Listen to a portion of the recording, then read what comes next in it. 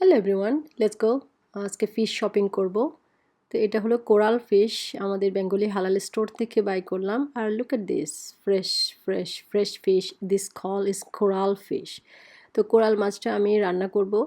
দিয়ে দিলাম, ভালো করে ওয়াশ করে নিয়েছি কিন্তু।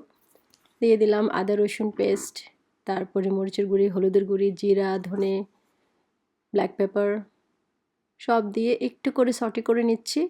তারপর টমেটো দিয়ে পানি দিয়ে একটু নেড়ে চেড়ে তারপর কষিয়ে নেব। সেটার জন্য ঢেকে দিয়েছি, কয়েক মিনিট কষিয়ে নিয়েছি এই যে। আর যেহেতু এই মাছটা অনেক soft, so be careful when you cook. পানি দিয়ে একটু করে হালকা নেড়ে তারপরে ঢেকে দিতে হবে। 5 to 7 মিনিটস ইট টেক্স। 5 থেকে 7 মিনিট লাগে কুক হতে। হয়ে গেল। আর এইভাবে নেড়ে দিবেন একটু। হয়ে গেল। ধনেপাতা দিলাম। সবাই ভালো থাকবেন। আল্লাহ হাফেজ। Looks yummy and delicious. Enjoy.